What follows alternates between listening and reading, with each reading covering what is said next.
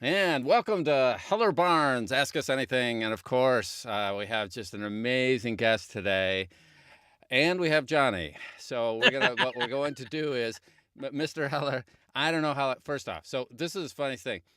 I've known Eunice multiple years, 5+ years. I could not place the time, date. We've both been doing this a while.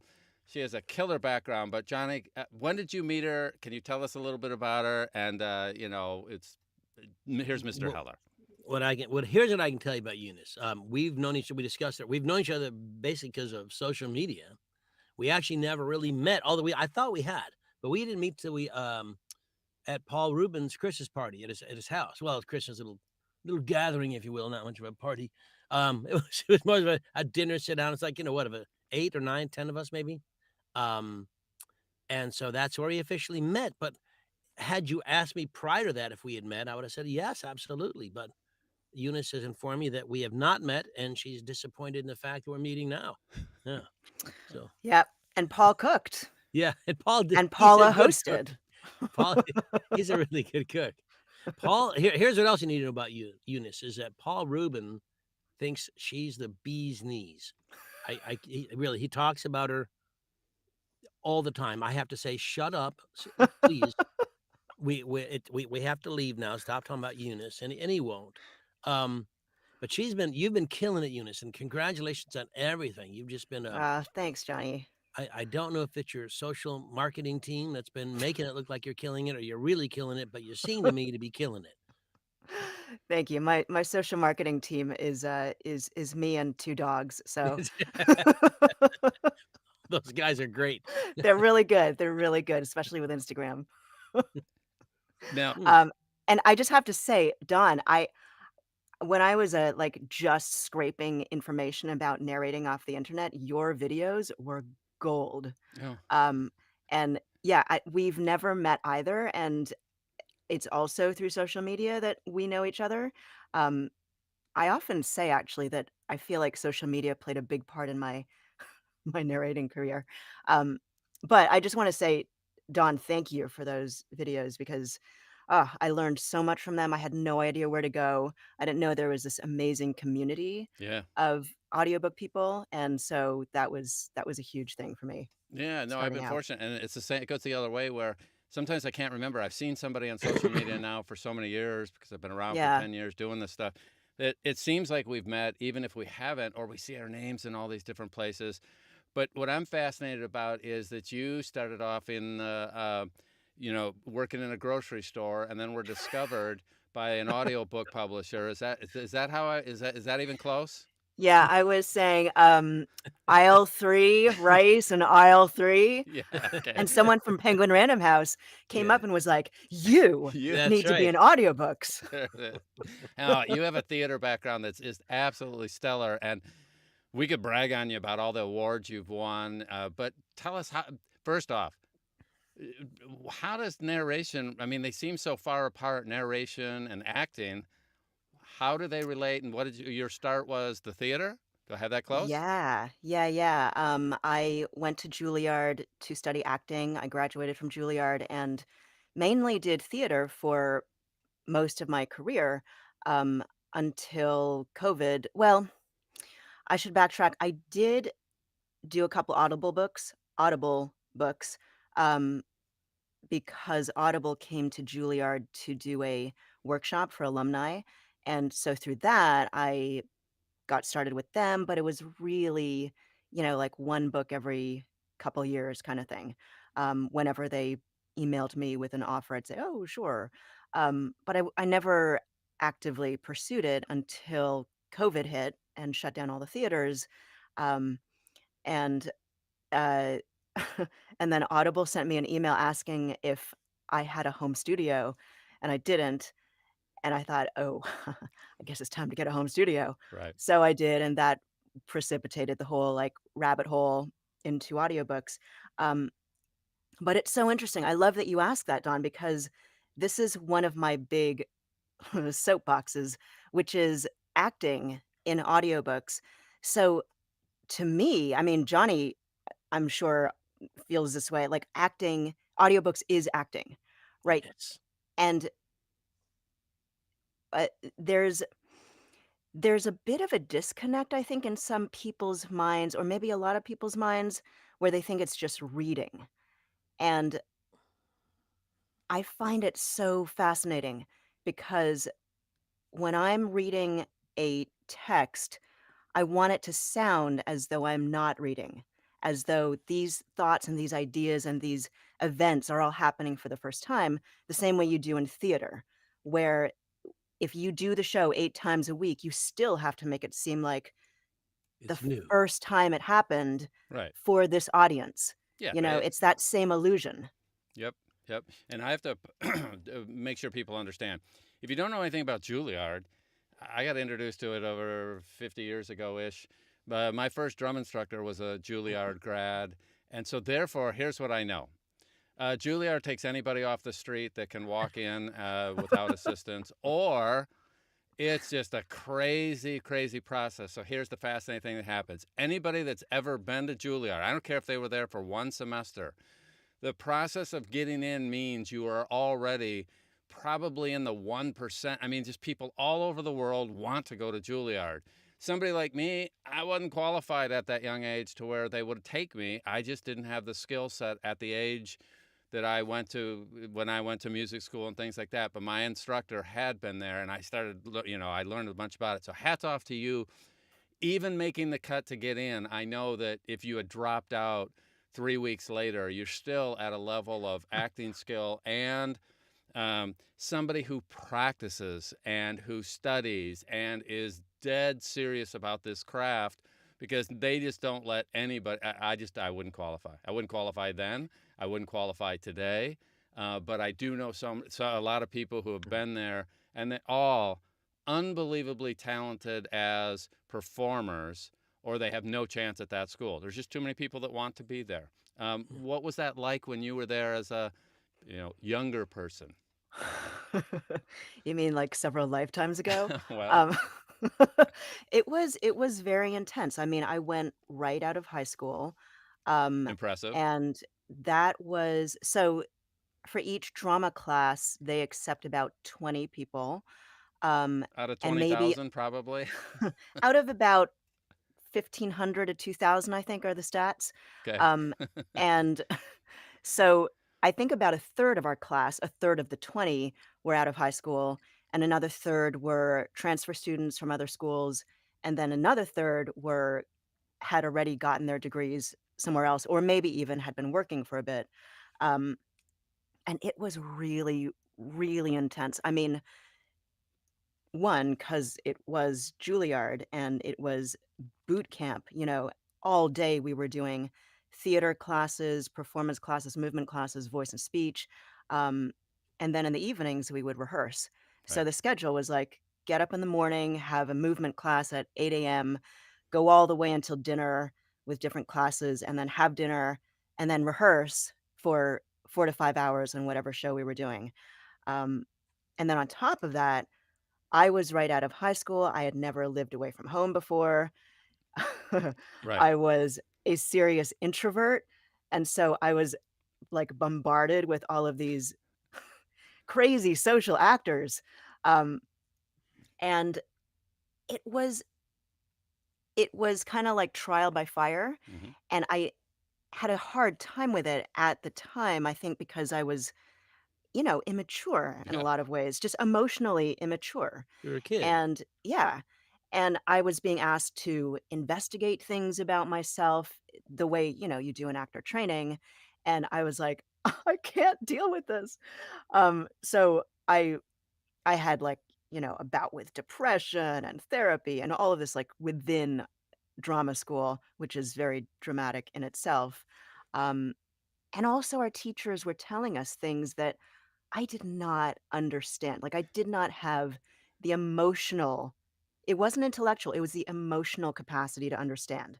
Yeah. And it wasn't until years or even decades after I graduated that I thought, "Oh, that's what they meant," you Yes. know? Yes. And one of my Yes. teachers used to say, "It takes 20 years to make an actor." Yeah. And this is not what a 17 or 18-year-old wants to hear when Right. they're at acting school, right? They're like, Yes. "I want it now, I want the pill." I, Um yes. but it's true. It's so Y- true. So, You're saying like, even now, I'm realizing, oh, that's what they were trying to get us to do. you're saying so many things I find absolutely I want to go into some of these little deeper if you don't mind. But first, did you know a teacher named John Sticks when you were there? Yes, John was my teacher. Yes. I And you studied know with what John else? Sticks. You did. Okay, can I tell you a crazy Yeah, story? So I live in Princeton, New please. Jersey, and there was nothing associated with Princeton at Juilliard or with John. And a couple of years ago, I realized through a classmate of mine who had come to visit John's brother here in Princeton, or his sister-in-law, for a project he was writing, that John Sticks is buried in Princeton Cemetery 5 minutes from my house. And the thing about John was that in my orientation week of my first year, before we had even started classes, I told you I was feeling incredibly overwhelmed about being this, like, little 17-year-old suburban Canadian introvert surrounded by New York City and all of these acting students, and I was sitting in the cafeteria feeling panicked, and John Sticks, who at the time was at least in his 70s, and we all used to call him Yoda. I mean, I know we all call Sean Pratt Yoda, but no, John Sticks I was don't like call him Yoda. John Sticks was like 4'8", and he had like white hair, and Yeah, he kind of shuffled when he walked. He was yeah, Yoda. yeah, And yeah. so John Sticks comes up with his tray and he sits down beside me, and I just tell him like how overwhelmed I am and how I need to go home and I think there's been a mistake. And John is like chewing and he's eating his lunch and he just says, "I think you chose acting as your salvation." And I thought, Okay, I guess I'm staying." Yeah, I started with him on. God, it had to be in the late '80s, maybe. Where? He also At a taught at studio Cirque. on West, on West 42nd Theater, Uh-huh. 42nd Street theaters. Somewhere Yeah. there for a while. But and the other thing, but you said something at the beginning of this that I know that we discussed a little bit at Paul, and Paul and I teach this all the time, and it's the basis for everything I do. This is acting. Yeah. The disconnect you mentioned between audiobook performers and wannabe performers and actors is incredible to me. Mhm. As a coach, I get so many people want to come to me, and it's so if you have no acting background, I understand. You don't have to have graduated from Juilliard or Yale, but you can't pretend there isn't acting involved, and you can't act like it isn't an acting job, and that you don't need to study some acting to be better at it. Yep. Um, Audiobook performance is connected organically to a theatrical experience in a lot of ways. Although we can discuss this, you and I, but I think it's more of a cinematic performance than a theatrical one. Mhm. But it still has its home, its roots, its basis in all the choices we make, and the idea of choices in general is all acting. Would you Yeah. agree with that? Oh, Yeah. 1000%. 1000%. And it's so interesting you bring up the idea of it being cinematic because that's often how it feels to me when I'm working my way through a story. It's almost subliminal the way I Hmm. want the story to filter into the listener's consciousness. Yeah. And it's cinematic in the sense that you're painting these characters and these images and these events directly into the listener's mind, right? And it's storytelling. Like it is literally I don't know how much more acting you can get. It's storytelling. Yeah. And and I have spent a lot of time thinking about like why do people not think it's acting? And I think it comes down to the fact that audiobook narrators don't memorize their text True usually. that.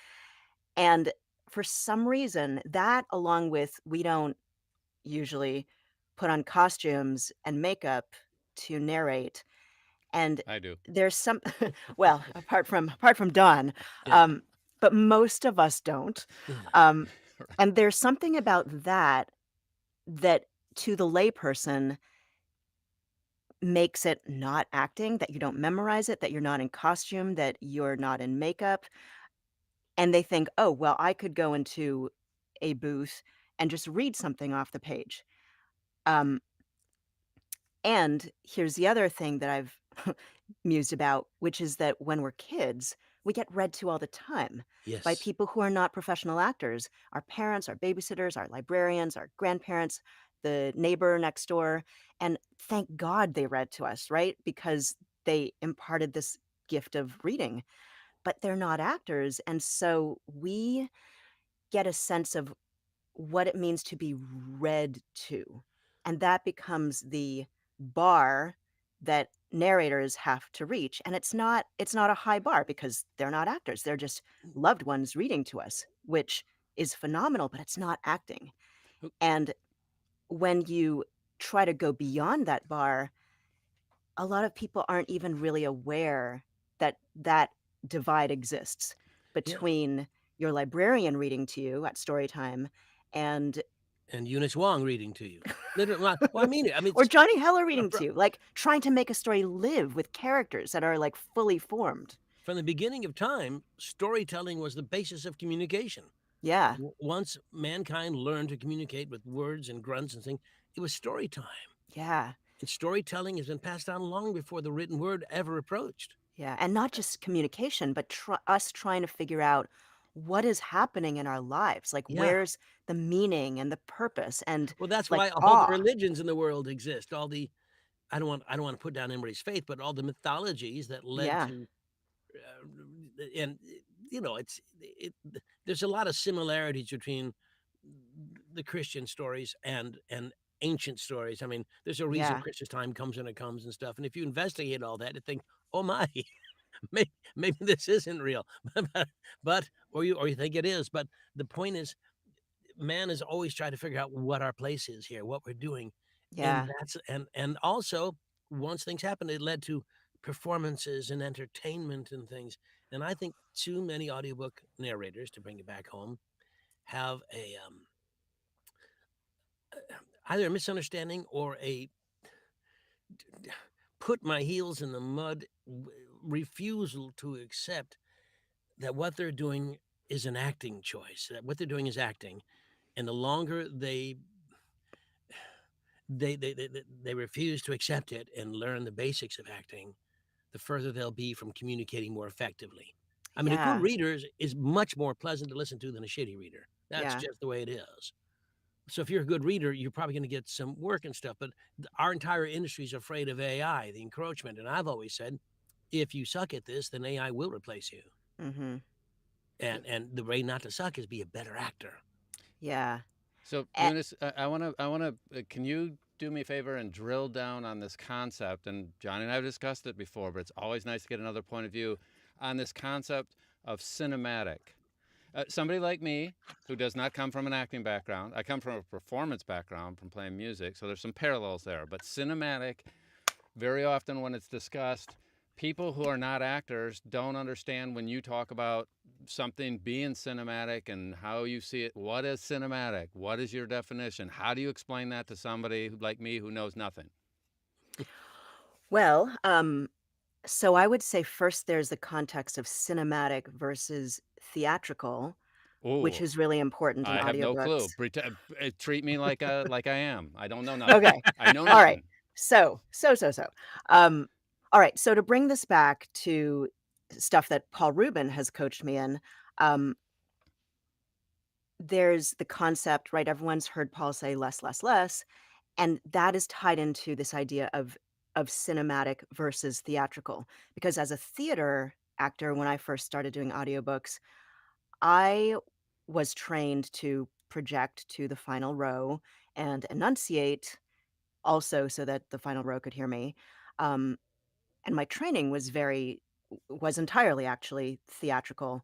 So I came in with this sort of oversized performance style for for this equipment Yeah. right here. Yeah.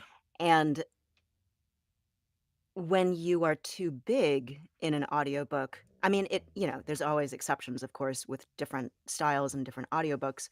Um But generally, if you're too big, you kind of push the listener away, I find, when I'm listening.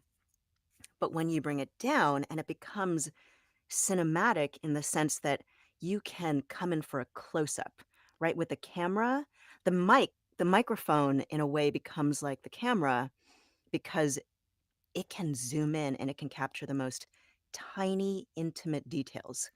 And with a camera, it might be like the tiniest twitch of your eyebrow, which hopefully wasn't planned, right? Just came through organically. And the microphone can pick up the smallest nuances of your performance, um, that for sure, if someone was sitting, in a 500-seat theater in the back row, would never see or never hear. So it's cinematic in the sense that we have this incredible privilege and fortune of having um, this microphone, this equipment here to pick up the tiniest things, the tiniest nuances that we can get out of the text. And then and this is not necessarily cinematically related, but it's definitely acting related. Um, I mentioned that quirk of the eyebrow and it being planned or unplanned. I think it's really important not to plan those quirks of the eyebrows, um, and not to go through your text and mark in, I'm going to emphasize this word, and Yeah, then I'm let going it. to get really loud here, and then I'm going to drop back, and then I'm going to let my pitch go up, and then I'm going to go down. Because the listener, even if they're not trained in acting or a director or anything like that, they can hear when something is premeditated and sort of canned, as opposed to this is what I find to be the real acting challenge of any format is to be so in tune with the material that you're performing that your intuition takes over and your subconscious takes over, and you end up making choices without really thinking about it Yeah. because they're correct for the character, for the situation, for this world. Yeah. This is my iPad over here. This is why I keep. Yeah, I get it. um, Well, musicians but talk about I feel all the time, okay? So there's a difference between playing something, I can play something, and then the way it feels.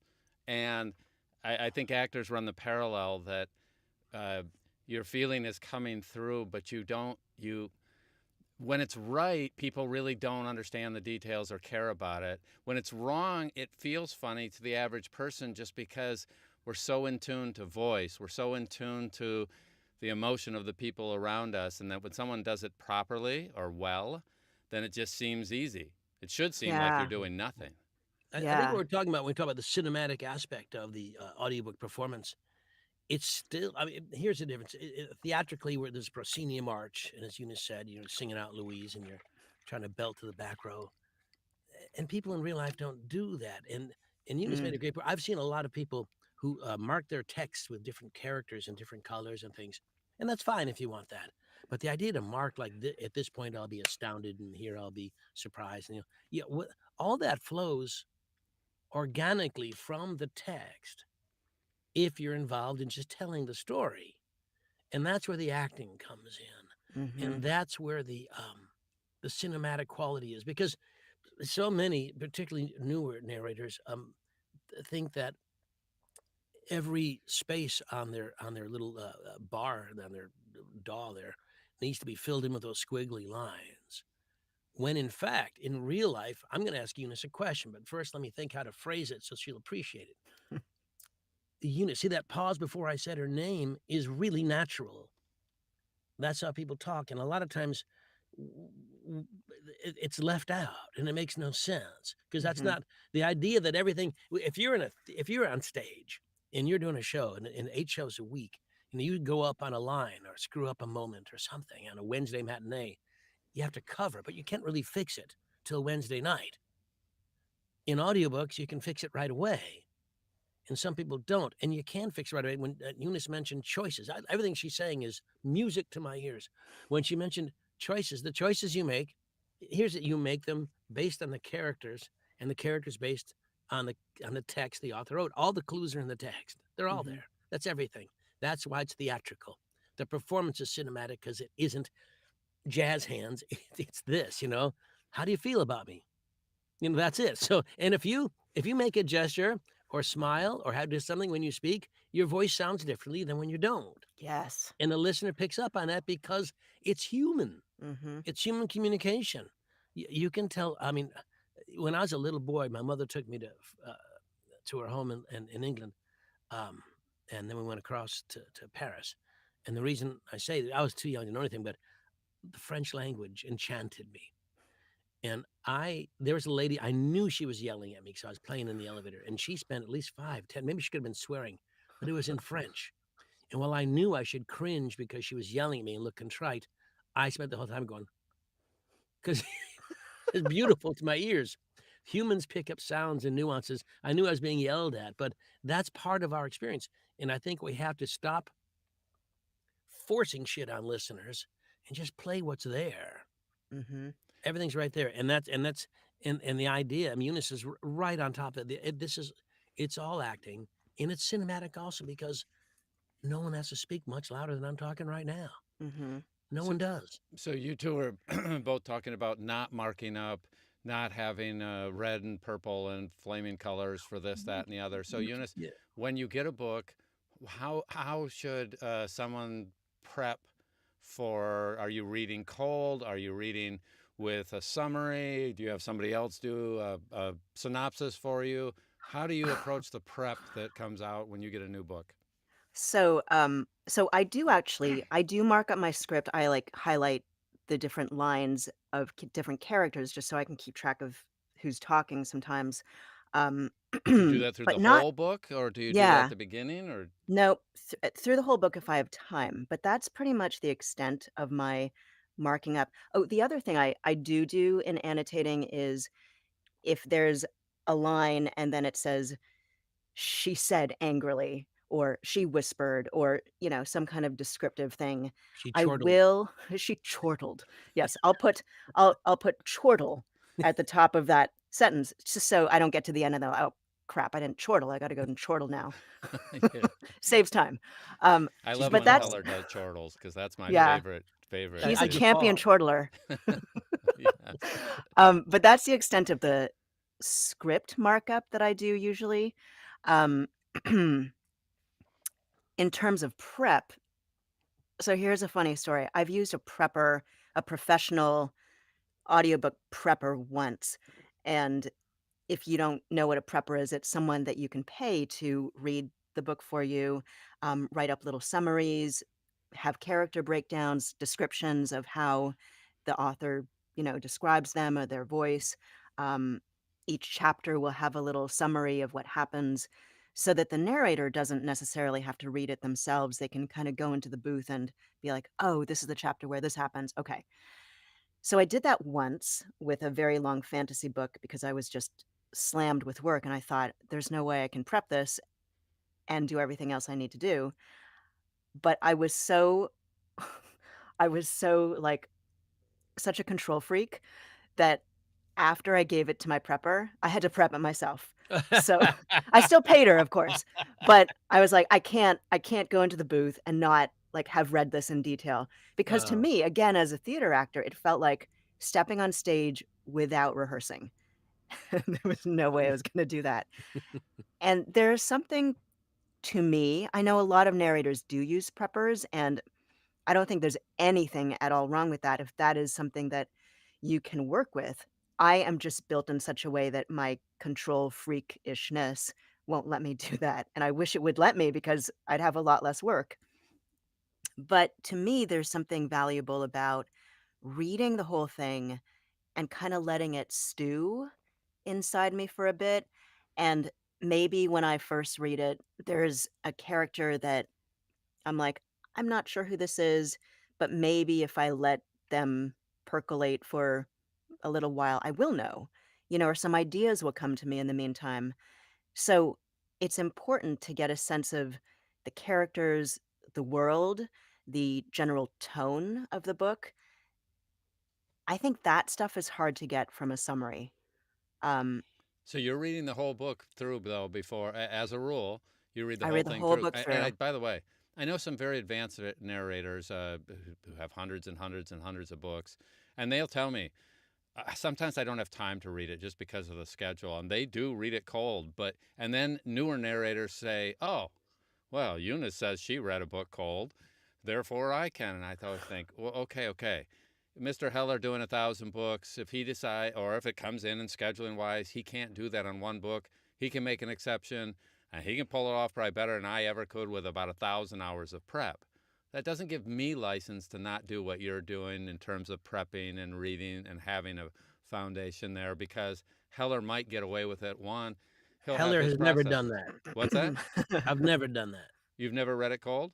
No, Okay, so that's fair. no. But I do know a couple. That's I'm that. not I saying feel that's the you. way Eunice does it. You can't.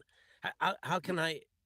I ha- I will say, if it's a nonfiction book Mhm. that seems to say, in the typical nonfiction fashion, when they say, "This is what the book's about. Here's how I'm going to tell you. Here's me telling you," that kind of thing. Once you get a handle on what the author's like, what the story's about, you can skip ahead or just skim things Mm-hmm. and just I've search done for that. words you've never heard of. Yep. But in a fiction book that involves the interaction of feelings and emotions and events and responses to them, I, I, I mean, could I get away with it? I suppose I have a huge improv background, but I don't think audiobook acting should be improv. Cool. Yeah.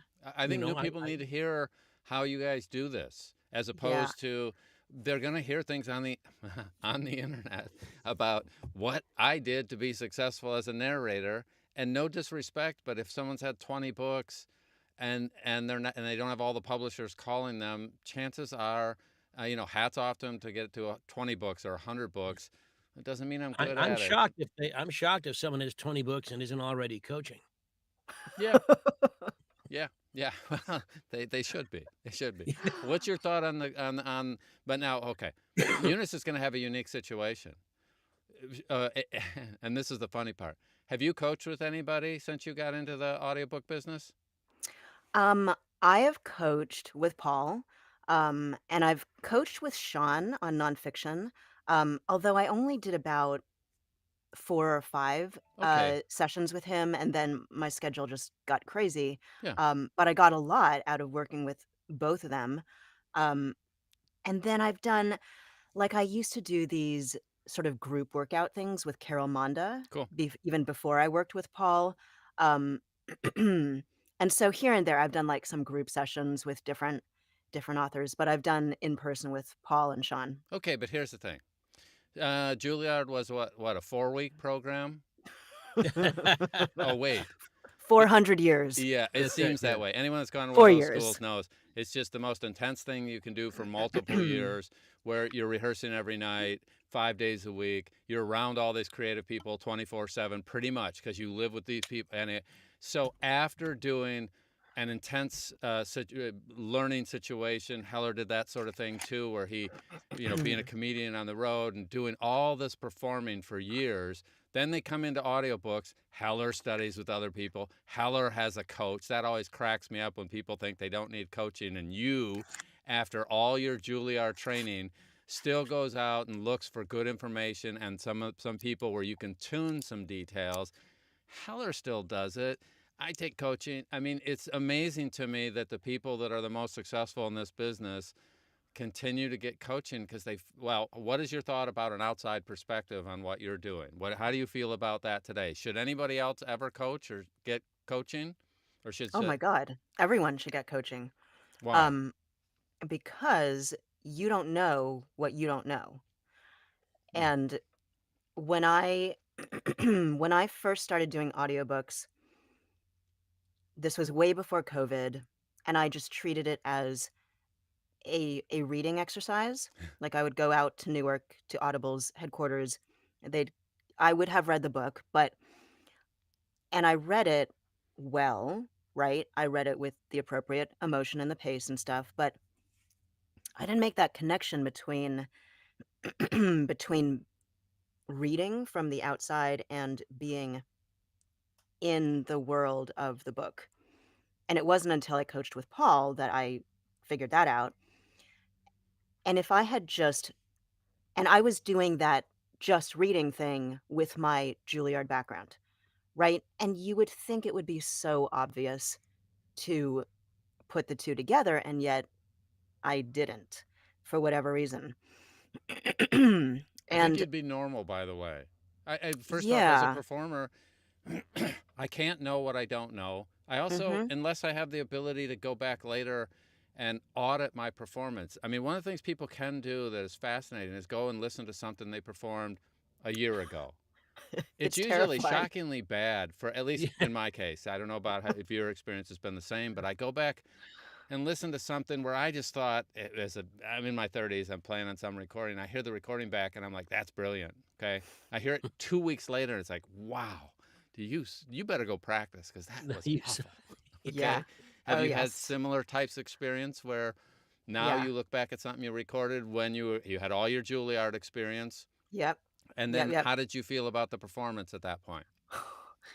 Well, when I was recording it, I thought, "I did pretty good. That Yeah, was you really great." nailed that. I nailed it, and I was judging myself on things that were not important. Like, I Mm. remember one time I went into Audible to do this fantasy book, and I was scheduled for 2 days, and I managed to do it in 1 day because I just didn't stop, and I was like, "Damn, I'm good." Yeah. You know? Yeah. Um, but that wasn't the point, right? Right. Right. Right. And I listen now and I think it's so forced, it's so pushed. Like I had some kind of idea of what I wanted this book to sound like, and I was making it happen, and I wasn't surrendering to the book itself. I mean, if you're not an actor, sometimes these things can sound kind of woo-woo, but there's a huge difference between forcing a performance and pushing it and allowing it to happen. Yes. Yes. But so that whole concept comes back to feel. Mhm. And my instructor had gone to Juilliard. Motown session players, old Stevie Wonder tunes have my instructor, and he was constantly talking about this feel thing. Like he had the best technique in the world. His te- his technique was just absolutely amazing. And yet, when he performed, he sometimes would say, "Oh, I would do this backwards because I wanted it to feel organic or feel this way or that." And I was a 17-year-old going, yeah, that makes all sorts of sense. And it was like, I'm 30 before I actually figured out what he was talking about in terms of feel. Yeah. And what I think you're saying, so correct me if I'm wrong, you listen back to it and the feel that you ended up with, that concept of being forced or hearing that it sounded forced to you, later you realize, ooh, I can get intensity, but that was the wrong intensity. That wasn't the right feel for what I was doing. And boy, have I ever been proud of things that don't matter, when I look back as a performer. And I think that's somewhat natural that, sometimes we get caught up in different details, don't realize where we're missing the boat. And for me, that outside perspective of talking to Heller and going, okay, yeah, this sounds great to me. I don't say, no one would say that directly, but sometimes I've been proud of something and I give it to someone like him and he's like, okay, good, good, good. But, and then later I'm like, But it's the oh, but. he had a nice Yeah. way of telling me that sucked. Yeah. Uh, And the other amazing thing is that when I started out narrating, I would read very superficially, and I'm trying to don't we think of a all? a way to it's a tricky thing to articulate. So I I have over 100 books and I recently started coaching. But I do tell my coaching students that they need to read deeply. When you're given a manuscript, there is so much to find. There's so many layers of subtext. There are so many ways to say a sentence, right? And the most obvious way is not always the most uh, organic or true way to the book. Does that make any sense? It Yeah. It's it like, does make sense because you have to say what you have to say in by being honest to the entire story as well. yeah, Like the foreshadow, like a lot of times in a book, much more than in real life, things are foreshadowed. hmm I rarely, and you have to be very careful when you foreshadow. You don't give it away if it's a mystery or something. There's yeah, so much to take into account.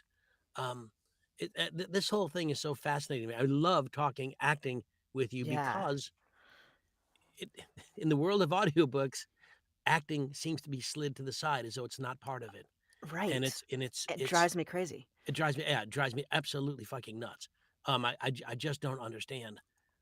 And talking to you about the moment to moment realization and the playing of the things and the beats and everything, it's like, oh, this is and one thing interests me, and because you coach, you probably get this sometimes. People wonder, let's say Don's having an audition, and you and me and who's here, Keith Brown and Nancy and Stephen and Lisa are all auditioning for the role. We all have the same piece to read, and Don has to pick. And you think, well, how different can 5 people do this thing? And it's incredible to me how different they can be. When Mhm. you hear someone in a session that I'm coaching or you're coaching, and they're reading something, and maybe and you've done it or something. When I hear somebody else do something I've done, because they may not know I've done the book, but I hear and I go, wow, I didn't even think about that. Yeah. What an interesting take. Yeah. And that's why acting is so individual. If you and I Yes. all 3 of us act the same book, assuming we're true to the author's, stay with the author's truth and play it, it's going to be pretty good. And the story's going to be out there. But the choices, also different and also fascinating. I have the advantage of Joanna Perrin, being my wife. So when I have questions, I say, "What I have to talk to you about this," and I'll say something, and she'll say something that just oh my, I didn't even think of that. And Mhm. it's an acting choice or a choice of a Yeah. character, and that's why it's so interesting to me because what Eunice does naturally and what Johnny does naturally may be totally different in the exact same story. Yeah. I find that endlessly fascinating. Yeah, because human beings are such complex emotional creatures, and emotions themselves are so complex. And so when I was talking about reading superficially as a baby narrator, if the character was angry, I would get really loud and I'd be really angry. But there are so many ways of being angry. And the scarier anger is when you're not loud, Right. you know? And Yeah, yeah, yeah, yeah. I love you. exploring all those different how many ways are there to be sad? How many ways are there to be joyous? How many ways are there to experience grief? You know? And every cho it's like a road, and you go off onto one branch, and then that branch gives you, like, 5 different branches, and you go Yep. off that. There's so many ways to do the same thing, Well, the I want same to jump in sentence. Go here. ahead, Don. So Keith asked a great question here. Eunice, with all your acting experience and the infinite choices available moment to moment in the read, do you ever feel like you're getting too precious with each word? Now, I mean, so it's kind of like, do you get in the weeds too much? And also, one of the things I can tell you as a musician, and I please see if it applies. Uh, my instructor is always saying, "Hey, when it's time to practice or rehearse, you're worried about every detail and everything that you're trying to do, and you should be able to record it and play it back and listen to it and make choices and choose to be here and there. When it's time to perform, all that stuff goes out the window, and you are in the moment Ah, performing, totally. and that at that point is not the time to be thinking about well, does this need to be louder or quiet? It's what's the feel you're getting? What emotion are you creating? So, what's your Yeah. concept on that? How do you think That about? that's exactly the same in theater. I mean, I've had so many directors say, you know, "We spend weeks and hours in rehearsal working on this thing, right? This play, this performance, all of these performances, we put it all together. We live at the theater in tech week. And then when you get on the stage, you forget it all. You have to forget it all, or else you'll be like a centipede trying to remember like which leg to put forward. And then you just like tangle yourself up. You've got to forget all that stuff and just go out there and trust that that the work you've done is gonna hold you up, which is another reason I prep, because I have to do that work so that I can forget it. Um, It's like mathematical formulas, like if you know the formula, you just put it to work. Right. You don't spend all your time. You just yeah, this is the answer. yeah, and I wanna respond specifically to what Keith was asking about being too precious with each word. I think that's a danger, not necessarily, um, with my acting experience just as a medium. I think it's a trap that narrators of any experience can fall into, that each word becomes too important. But a a teacher of mine actually, a voice teacher from Juilliard, said that, when we read, we read words, right? But when we speak thoughts. And the words are just, when we speak, they become Vehicles. conduits for thoughts. And so if you're thinking about the words you're saying as you're saying it, you're headed in the wrong direction, because what you should be thinking about is, what thought are you trying to convey? What idea generally is wanting to come off the page? You've become my favorite person. Wait a minute. Yeah, you've Oh, moved that's down to fourth. but that's because you understand. So now let's take it back. So I'm a newer narrator. I can't do all this stuff in my third book. So at the point where I'm recording the third book, what's your advice for me in terms of getting through this book? Now, I already know I suck, but to be honest with you, in terms of doing some of this stuff, and I know I have a whole ton to learn. So what do I do on book number 3 when I'm actually at the point I've done my prep work and now it's time for me to perform it? How do you think about that?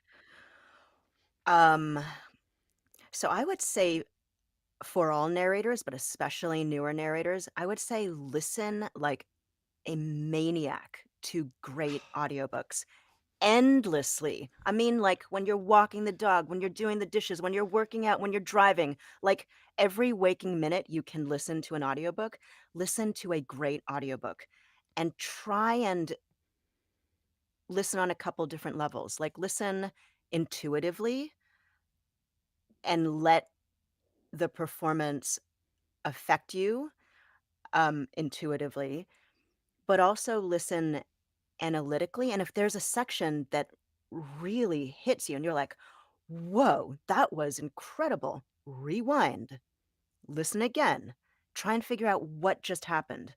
Because the first time you hear it, it'll just be like someone punched you out, right? Right, If it's that good. And you need to go back and be like, wait, how exactly did they punch me out? right, right, Yeah, investigate what made it so wonderful. Yeah, and so for newer narrators, it's tough. It's a muscle, right? You've gotta, which is again with the coaching, you gotta coach and figure out which muscles you need to develop and then exercise them. And it takes time, like everything, right? So you can't help that. You've got to give it the time it needs to happen. You can't magically have it happen. right, But in the meantime, when you absorb these great performances in audiobooks, that is, I think that that speeds up the process considerably, significantly. right. I mean, I think everyone should be listening to a Heller, now listening to you, now listening to Sean. I mean, there's just a whole bunch of people. Pick your favorites, but go listen to them, and the musicians will do. I have thousands of hours. Until I got iTunes, I never understood that on a single song, like if I really liked it, uh, I would in the first week hear it 150 times. And then I would go back and listen to subsections.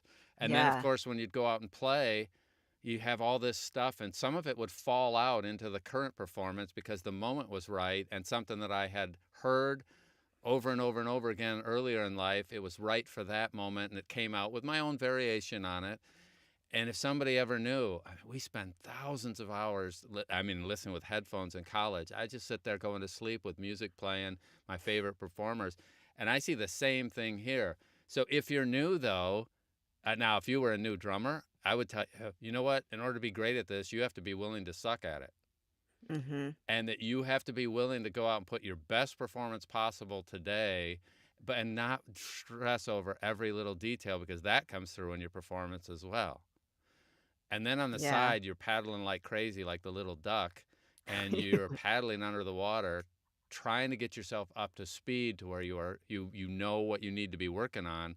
But in the current book, you do the best you can, get it out the door because you need more performance. You have to do a Mhm. lot of this. I mean, how much would you say, like if you were somebody, if I'm new, I've done 10 books, I've come to you, uh, do you want me to just quit now and not record a book for a year because I now realize how little I know? Oh, I think it I think it depends on the student, Hmm. but generally I would say No, don't do that. You need to keep practicing.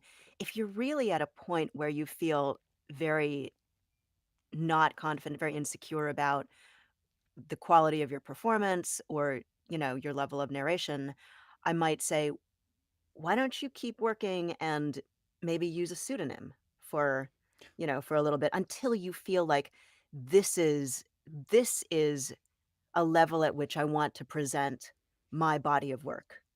Because the thing about it's not like theater where once it's closed, it's like nobody's going to see it again. If you've got a book up on Audible, it'll be It there stays. if Yeah. producers want Yeah. to check it out or authors want to check it out. And if it's not something that you want others to listen to and assess your performance by, then maybe it's better to not have your name on it. But I think the process of working is really important, and it's different than doing homework for a coach or just doing exercises on your own. There's something Yeah. about the structure of putting an audiobook together, Right. having a deadline, having to, you know, do the pickups or whatever it is. Right. That's important stuff. That's part of the exercising your muscles part that needs to I, happen. I think that one of the things that we battle against or battle with is the concept that exists that people think what we do is easy. Yes. It's across the board. Oh, you read. I don't know how many people I meet, and I say, "What do you do?" I do audio. I'm an actor. I always say I'm an actor because Yeah, that's what me I too. do, But that's and I easy. That's just specialize waiting in tables. audiobook narration. What's that done? That's easy. What? That's just waiting tables. Yeah, yeah, that's right. Yeah. Well, I was a bartender, Which but restaurant? Yeah. yeah, but yeah. Right. Which Sorry. You're an restaurant have I actor. seen you in? I'm in LA to where there's that's but I'm in LA where I've met, someone that's waiting tables and then 2 weeks later she's out dancing with Janice Jackson on a world We tour. I mean, Joe and I seriously. saw Go ahead. there's a little wine place right on our corner. So last summer we were there, and waiting on us was a woman we had just seen that night Oh, in a television show that it ended. We watched and she played a major part. The show ended, so then we didn't see it when it was live. We saw it in on streaming somewhere. And I said, "Isn't that?" She goes, "It is." So we said, "We just saw you," and she goes, "Oh, thanks." And I couldn't tell if she's embarrassed or not, but when you're not doing what you do, you still need to eat. Yeah. yeah. And so for many of us, we do that. But the idea, I'm going to go back again, is the idea that what we do is easy is offensive, incorrect, and and it is something that needs to be dealt with quickly because this Yeah. isn't for everybody. Can And I I don't know how just many people you get. I Go ahead. I just wanna say that so I've done theater, I've done classical theater, I've done contemporary theater, I've done, film and television, and audiobooks are the hardest format of acting ever for me that I've ever done. And that includes Shakespeare. That includes, doing a world premiere of a play where the playwright sits in the audience during a preview and gives you a new scene to perform the next day in front of a paying audience. Audiobooks are harder Why? than that. Why? Okay, here's why. Here's why I think. This is again something I've thought about a lot. Do you I guys script think this? Yeah, at the why. I had the why written down here. I was waiting for her to let me say my lines. okay, so here's what I find fascinating. We sit in a booth and we read off a tablet. So I've got my iPad and I've got this wall of text that I need to make alive, right? But I have to read it because I don't have the time to memorize a 12-hour novel. Um, and I think that there is something in the physical act of reading something off a page that disconnects it automatically from sounding organic or from having it pass organically from my brain to my mouth, if that Yeah. makes sense. It's like an extra step, right? It's Yeah. got to go from my eyes to my brain to my heart to my mouth. And I always liken it to that moment in theater where you're in rehearsal and everyone starts off book usually, and you're walking around trying to figure out your blocking, you've got your binder in hand, and it's really cumbersome, and you've got to look down and read your line and go over stage right or whatever. And then comes the day when you're off book, you've memorized it, you put the thing down, and it is like night and day, that switch between being off book sorry, being on book and off book, and the kind of freedom it gives you, not just physically to move around the stage, but mentally and emotionally. There is something Yeah, about being off book that makes it a billion times easier to organically inhabit the character. And we as narrators exactly. don't have that luxury because we're glued to the book all the time. And it's it's getting over that hurdle of being on book and yet tapping into the same well, the same depth of emotion and nuance that you could play around with when you're off book, but you have to do it when you're on book. Yeah, Yeah. I that's don't know if that's gonna Well, make any I sense think to they're anyone using who's not an actor, but it is so hard. well, I think they're using the word to inhabit it. That's an action verb for us here.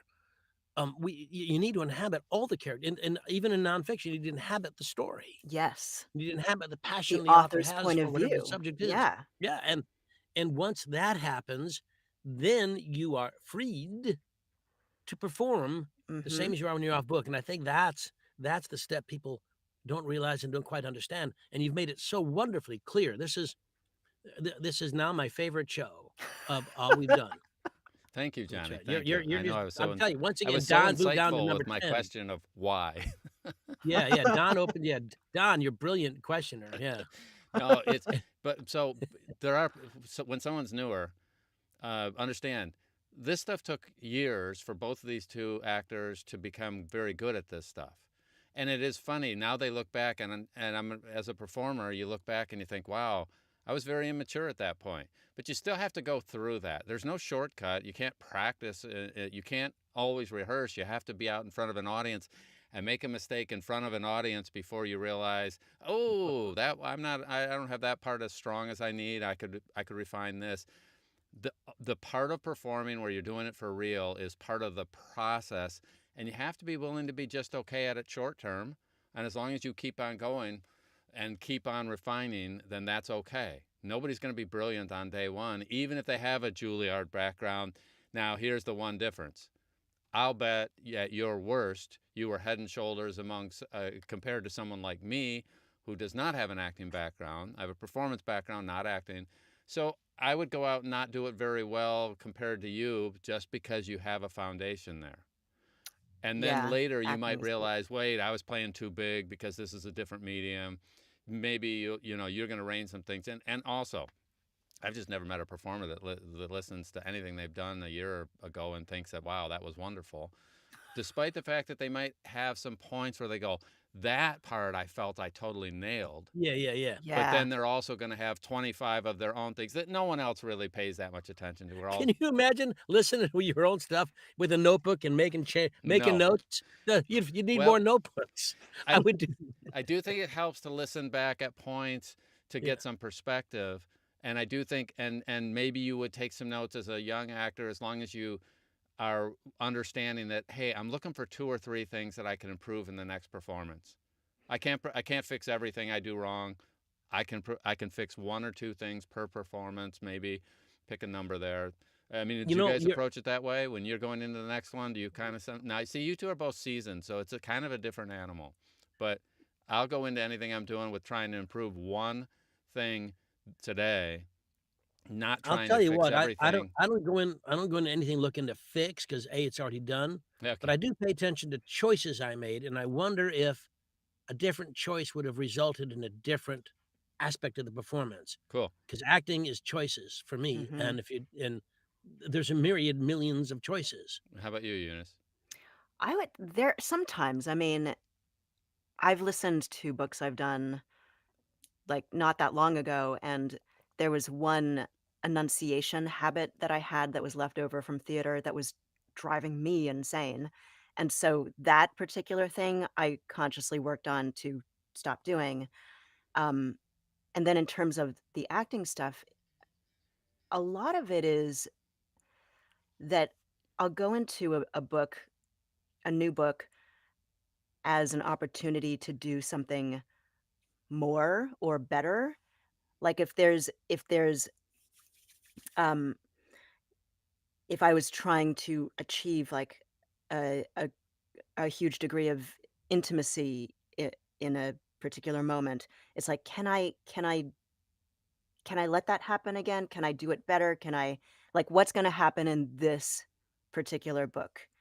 Cool. So I kind of hew to the same acting ideals from Hmm. most of my projects, and it just becomes a question of how how well can I do that this time, or what can I find out about that this time, you know? Yeah.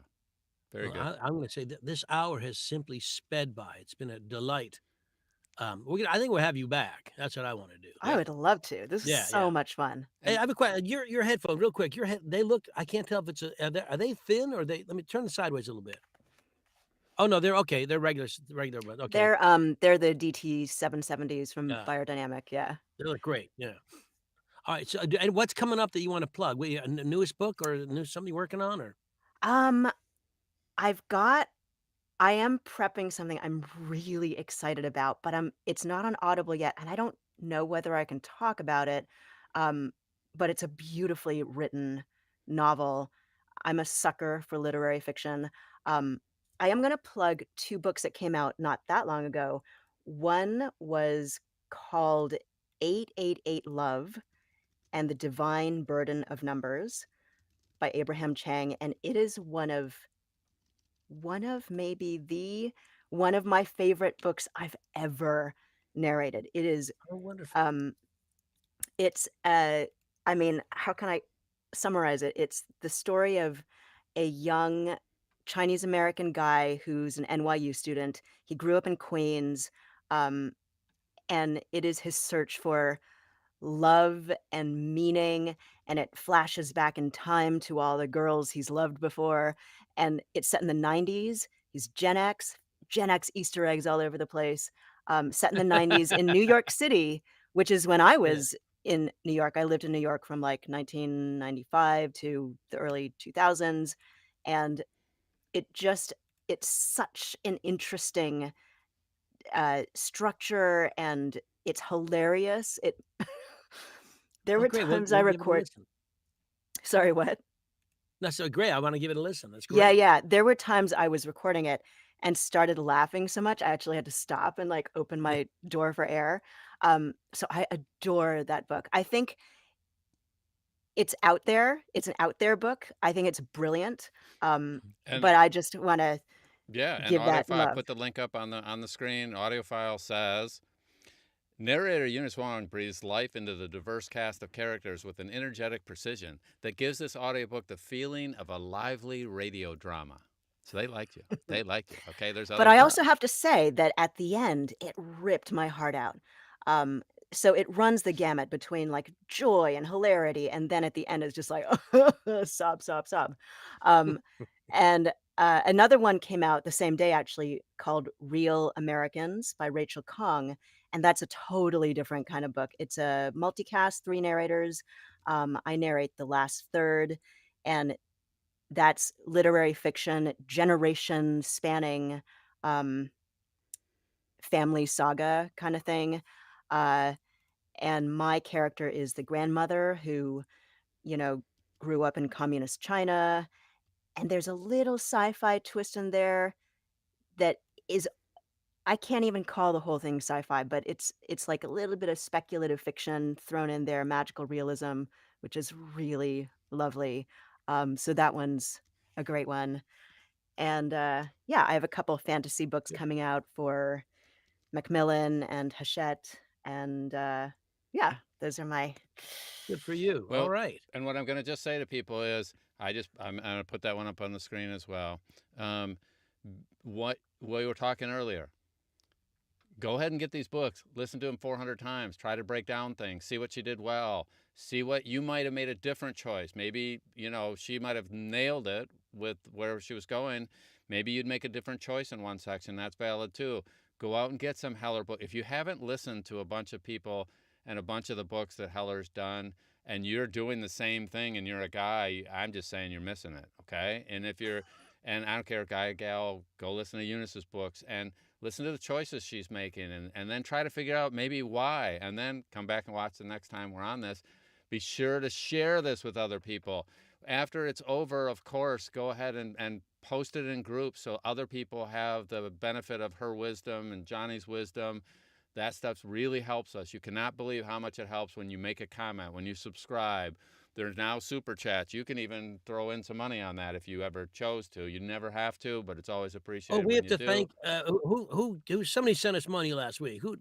Yeah. Oh, I forgot. That was I want to say Craig, and I Craig have to Abbott. look that. I will have that for next week. Craig That's Abbott. my fault. Okay. Craig Abbott did it. Thanks, Yes. Craig. Yeah, Craig. Thank you for You that. can now So send loot to us.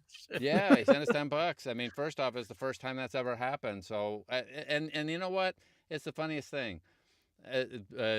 It's kind of one of those crazy. Wow. I'm surprised somebody did that. We're very appreciative and thankful that you do it. So Eunice, thank you so much for being here. You're so insightful. You're wonderful. We will Thank you absolutely both. have you back.